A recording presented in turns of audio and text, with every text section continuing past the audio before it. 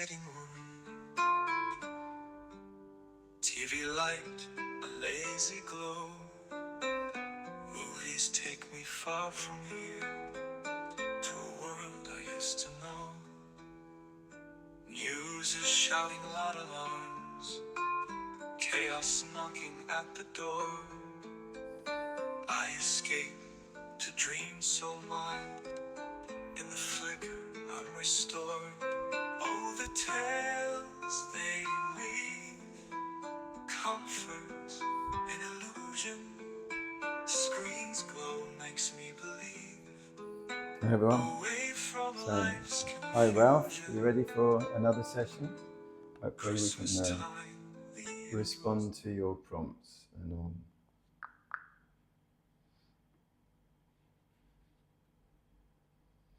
How are you, Ralph? Good morning. Are you ready for a session? And put me up some ideas that I can reflect on and share. Quite possibly. Good morning. I'm ready to help. Let's dive into some ideas. How about we explore a topic on empathy? We can look at how empathy affects friendships using guiding questions. For example, how does showing empathy strengthen your connections with friends? What happens when empathy is lacking in those relationships? If you'd like, I can suggest a joke hint related to a barrister to lighten the mood. Would you like to go with that? Leave it with me. I'll continue on with those. They're good enough. All right, I'll continue. Okay, Ralph, thanks very much for passing that on. I'll go ahead.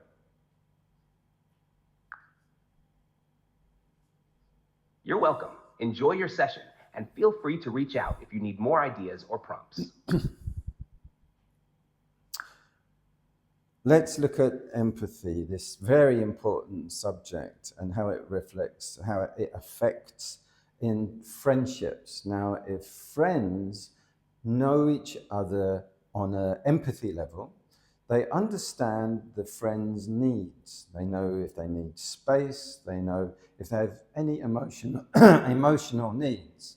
If they are angry and they need a friend to help them calm down, or if they are feeling misunderstood and they need a friend to talk to who can give good counsel, or who can just give feedback, or can be a listening ear, who's going to give them empathy, who's going to give them unconditional, non-judgmental sort of listening, for example. So this would be a friend who has good counsel, a good counselor friend.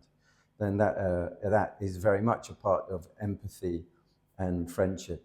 When empathy is lacking in a relationship or a friendship, so then it means that they don't really understand each other's needs, and they won't feel seen.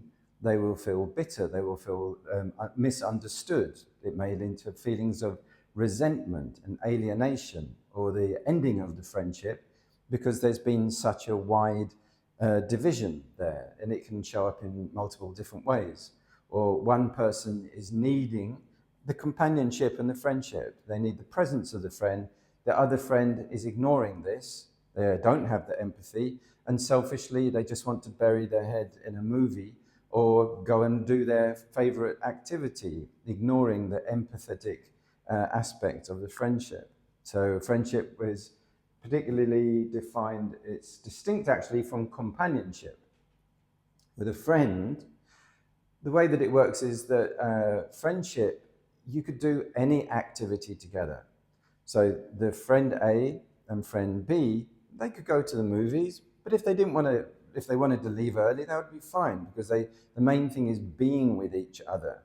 So then they leave early, they go to a coffee shop, and they don't really like the coffee shop, they go somewhere else. Then they decide that they want to go to the park. Then the whole time, the main thing is not the park, the particular coffee shop, or the movie, or the cinema, or the choice of those things. It's being with the person regardless. That's different to a companion. So a company, you just need company, and it doesn't matter who the person is. You may love movies, you just don't want to do it alone. You don't want to watch it alone. You want a movie companion. That's interchangeable. It can be Linda, it can be Greg, it can be Michael, it can be Ahmed, it can be Chong. Doesn't matter. Just want someone else there. That's a companion. Okay, it's different than a friend. in that sense. So empathy, back to the topic of empathy. So empathy is this effect. I see you, I hear what you're experiencing inside, and I evidence that. I do understand, I get it, I get your need. You are frustrated, I understand. You are visibly upset. You are feeling emotionally really rough at the moment. You told me you need space. I should go away. I trust that you know what you need, and I'll give you space. I won't suddenly go, oh, well, I'll give you a hug then. Let me stay with you. No, you need space. Space it is. Okay, and it's simple. That's a very sort of simplistic. Okay, so guide questions about this. So how does your mindfulness sense empathy and its lack? How does your mind interpret presence or lack of empathy? If you go to stay at a retreat center and it appears that the manager or the residents there seem to lack empathy, you have a need for respect, or you need for space, or you need for a certain quality of space to stay in, or a certain food zone, or the wish to go, or a certain amount of freedom, for example. Is the staff there and those other people, are they behaving with empathy? They have a certain need for order, a certain need for reputation, or a certain need for, a certain amount of conformity. Do you have empathy for theirs? So in a schooling situation, are you empathetic enough to your teacher? Are you empathetic enough to your fellow students? In a company, in a work situation, as a boss, are you empathetic to your needs for your workers to have family time, to have relaxation time, to have sufficient sleep, to have privacy regarding social media, that you're not messaging them at midnight? So this is to do with empathy, and the guide questions there: how does empathy affect you in your relationships? To what extent are you conscious of this specific element, empathy, and the quality it brings or removes from your happiness and your primary and secondary relationships, the closer and the not so close people around you? Are you someone who is aware that they endorse and practice empathy? Ask yourself, am I a good listener? Ask yourself, do I swiftly interpret things? Because people may do that inaccurately. Some people are very emotionally colorblind when it comes to emotional intelligence. They very quickly judge things and they misjudge them.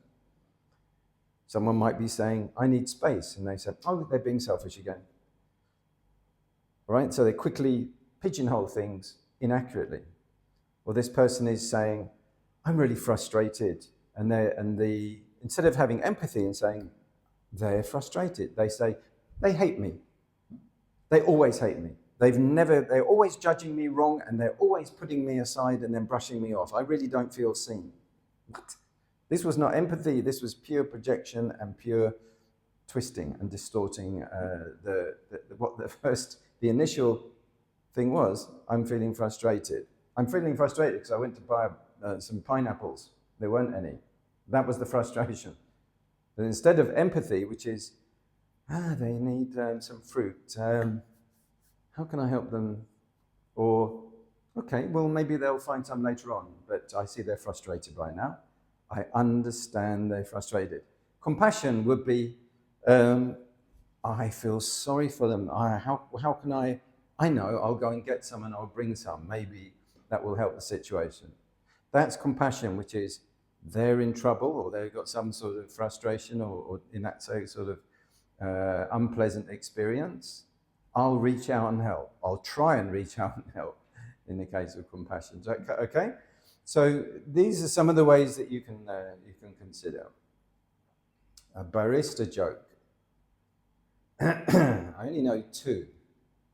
One was a friend of mine who he posted, my mother-in-law thinks I'm a barrister. I can make all kinds of coffee.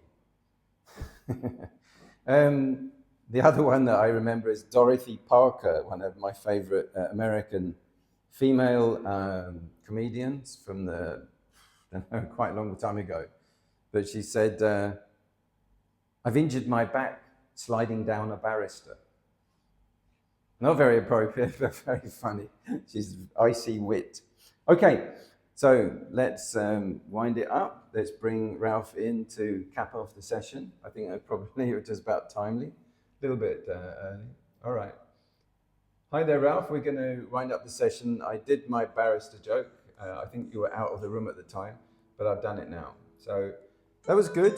A nice little cluster of empathy as the subject, guide questions, and focusing with the worldly application of friendship.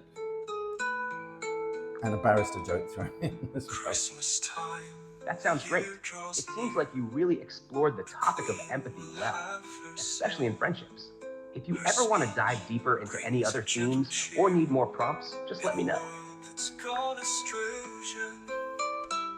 And if you notice the lyrics, I've got a glitch in there. Should be a world full of chaos or confusion, but it calls a world full of extrusion. Go figure.